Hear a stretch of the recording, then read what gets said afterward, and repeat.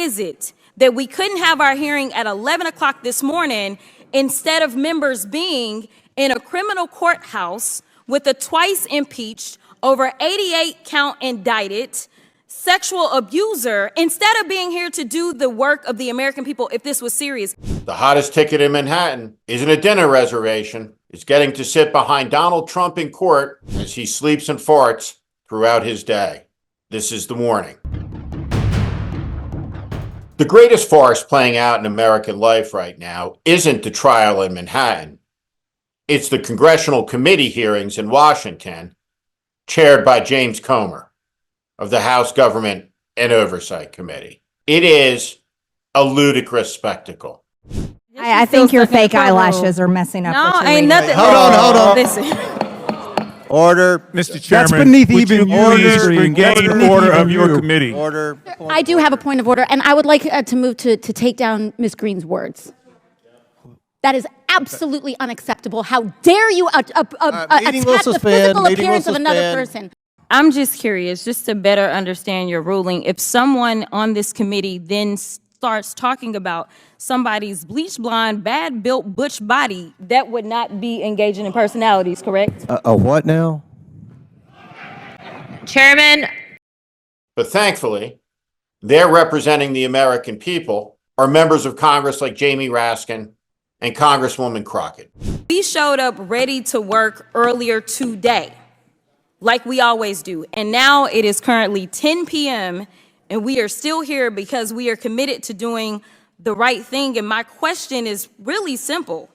It's a matter of, if this was such a big deal, if it was a matter of an emergency, if this was so important as it relates to whether or not the President of the United States has done something so wrong, then why is it that we couldn't have our hearing at 11 o'clock this morning instead of members being in a criminal courthouse with a twice impeached, over 88 count indicted sexual abuser, instead of being here to do the work of the American people if this was serious? This is the reason that people don't believe that we are doing serious Mr. Chairman, work point of order. here. Sometimes I think about what it must be like to be a member of Congress and to have complete control of your life hijacked by the dumbest person in the Congress, the lowest common denominator. Congresswoman Crockett explained the situation perfectly. No truer words have ever been spoken. The hottest ticket in Manhattan isn't a dinner reservation. The hottest ticket in Manhattan, at least if you're a MAGA extremist, is getting to sit behind Donald Trump in court as he sleeps and farts throughout his day. The amazing thing about all of the MAGA extremists taking the Amtrak north to Manhattan to sit behind Trump in the trial is this. It is all because there were stories that talked about the fact that Donald Trump was sitting there alone. He didn't care that he was alone until there were stories on the TV that pointed out that he was alone. And then the stampede was on. There's Uday and Kusay and Lauren Boebert and Marjorie Taylor Greene and even the Speaker of the House. Not so long ago, by the way, this would have been understood for exactly what it was, which is an egregious abuse of power. For the man second in line to the presidency to be sitting in a Manhattan courtroom in a district court trial? Wow. That's what he's doing with his day? Incredible. I called President Trump and told him I wanted to be here myself to call out what is a travesty of justice, and I think everybody around the country can see that. President Trump is a friend, and I wanted to be here to support him. It's painfully obvious that we're now 6 months out from an election day, and that's the reason. That is the reason why they brought these charges here and across the country.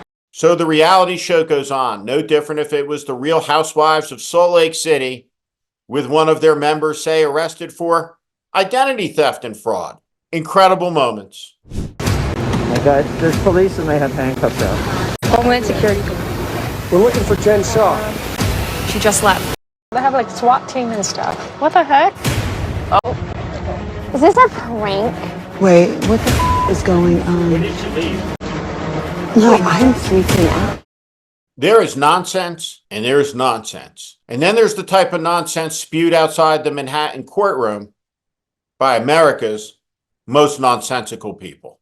What's going on inside that courtroom is a threat to American democracy, ladies and gentlemen. We cannot have a country where you get to prosecute your political opponents instead of persuading voters. Joe Biden's entire strategy is to try to distract from inflation at home and war overseas with this sham trial. I just want to live in a reasonable country where we try to persuade voters in our politics. We don't try to throw our political opponents in jail. So this is a disgrace, and I wanted to be here to show some support for my friend. First of all, I'm disappointed in the courtroom. I'm hearing Mr. Trump. He is former President Trump. Give him some respect. I mean, that's what that place is in there. It's no respect. Here's what I'm seeing too. It is depressing. That courtroom is depressing. This is New York City, the icon of our country. And we got a courtroom that's the most depressing thing I've ever been in. The whole case that Alvin Bragg has brought depends on one premise for them to charge this as a felony, is that Donald Trump somehow should have used campaign funds to make an allegedly personal payment. Yet if he had done that, their case against him would be even stronger. This is garbage. That is the best proof that you have that if they're going to get him going or get him coming, it's damned if you do, damned if you don't. This is a sham.